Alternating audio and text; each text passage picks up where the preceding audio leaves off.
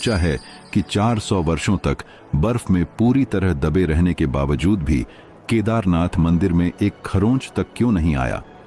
क्या यह सिर्फ एक संयोग था या किसी दिव्य शक्ति का साक्षात चमत्कार? आज का विज्ञान भी इतनी उन्नत तकनीक के बावजूद हिमालय की उस ऊंचाई पर भवन निर्माण को चुनौती मानता है, तो फिर हजारों साल पहले बिना किसी आधुनिक उपकरण या मैप के इस तरह की इंटरलॉकिंग टेक्नोलॉजी के इस्तेमाल की कल्पना भी कैसे संभव हो पाई थी? और सबसे बड़ी हैरानी की बात तो यह है कि मंदिर के गर्भगृह में स्थित शिवलिंग पारंपरिक शिवलिंगों की तरह न होकर एक कुबड़ के आकार में है। आखिर क्यों? आखिर इसके पीछे कौन सा रहस्य छिपा है? और वहीं जब 2013 में केदारनाथ में भीषण बाढ़ आई और पूरा क्षेत्र तबाह हो गया, फिर भी मंदिर अडिग रहा, अचल खड़ा रहा। आखिर कैसे? क्या यह बिना किसी अलौकिक हस्तक्षेप के संभव है? उस बाढ़ में मंदिर के पीछे अचानक प्रकट हुई भीमशिला, जो किसी चमत्कार से कम नहीं थी, वो भी ऐसे समय पर और बिल्कुल ऐसी सटीक जगह पर इतनी विशाल चट्टान का आ जाना, क्या ये किसी योजना का हिस्सा नहीं लगता? और जब मंदिर के कपाट 6 महीने के लिए बंद हो जाते हैं, तब भी उसके अंदर रखा दीपक लगातार जलता रहता है, वो बिना किसी देखरेख के, बिना हवा के, बिना ईंधन के। आखिर कैसे? ये वो प्रश्न हैं जिनका उत्तर आज तक विज्ञान भी नहीं दे पाया।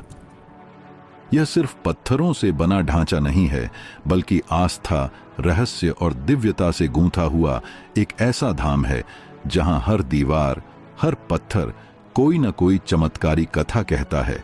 और यही है केदारनाथ की वो परतें जो जितना जानने की कोशिश करो उतनी ही गहरी होती जाती हैं। भारत के उत्तराखंड में बसा केदारनाथ धाम केवल एक मंदिर नहीं है, यह आस्था, रहस्य और चमत्कारों का अद्भुत संगम है। यह वो स्थान है जहां हिमालय की ऊंचाइयों में बसे पत्थरों तक में शिव की उपस्थिति महसूस होती है। 12 ज्योतिर्लिंगों में शामिल यह पवित्र स्थल न केवल तीर्थयात्रियों की आस्था का केंद्र है, बल्कि एक ऐसा रहस्य है जो विज्ञान को आज भी चुनौती देता है। सदियों से यहाँ के हर पत्थर, हर दीवार, हर मोड़ के पीछे एक कहानी दबी हुई है, कभी भक्ति की, कभी चमत्कार की और कभी ऐसी घटनाओं की जिन्हें आज भी संयोग कहकर टालना कठिन है। तो नमस्कार दोस्तों, मैं रवि आपका मेरे चैनल रवि वर्ल्ड ट्यूब में स्वागत करता हूं। आज की वीडियो बहुत ही ज्यादा खास होने वाली है, तो इस वीडियो को बिना स्किप किए अंत तक जरूर देखिएगा। 16 जून 2013 वह मनहूस तारीख जब प्रकृति ने अपना रौद्र रूप दिखाया। वो काली रात जब आकाश चीरती बिजली, मूसलधार बारिश और गरजती मंदाकिनी नदी ने उत्तराखंड के केदारनाथ क्षेत्र को निगलने की तैयारी कर ली। चौराबाड़ी ग्लेशियर का अचानक पिघलना, बादल फटना और हजारों टन पानी, मलबा और पत्थरों का तूफानी बहाव, ये सब मानो किसी दैवी प्रकोप जैसा था। होटल, दुकानें, घर जो कल तक श्रद्धालुओं से भरे थे, पलक झपकते ही मिट्टी में समा गए।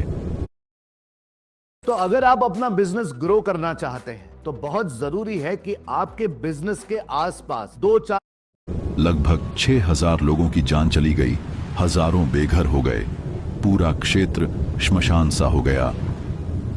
लेकिन इस विनाश के बीच एक ऐसा चमत्कार हुआ जिसने पूरे देश को स्तब्ध कर दिया। जैसे ही बाढ़ का विकराल बहाव केदारनाथ मंदिर की ओर बढ़ा, एक विशाल शिला बहती हुई मंदिर के ठीक पीछे आकर रुक गई। यह कोई साधारण पत्थर नहीं था। इस शिला ने न केवल बाढ़ का रास्ता मोड़ दिया, बल्कि स्वयं मंदिर के पीछे दीवार बनकर खड़ी हो गई। यह शिला मंदिर से लगभग 50 फीट की दूरी पर आकर ऐसे रुकी जैसे किसी अदृश्य शक्ति ने उसे रोक दिया हो। यह वही क्षण था जब आस्था और चमत्कार की परिभाषा दोबारा लिखी गई। भीमशिला, जैसा कि अब इसे कहा जाता है, इसने बाढ़ के बहाव को 2 हिस्सों में बांट दिया। एक धारा मंदिर के बाएं से और दूसरी दाएं से निकल गई। मंदिर के आसपास की हर चीज बह गई, परंतु शिव का पावन धाम अडिग खड़ा रहा। एक खरोंच तक नहीं आई। न तो मंदिर की दीवारें टूटी, न ही गर्भगृह को कुछ हुआ। क्या यह केवल संयोग था या फिर महादेव ने स्वयं अपने धाम की रक्षा की? स्थानीय लोग कहते हैं कि यह भीमशिला स्वयं शिव की इच्छा से वहां पहुंची। यह चमत्कार केवल एक पत्थर का रुक जाना नहीं था, यह एक संकेत था कि जब सृष्टि संकट में हो तो शिव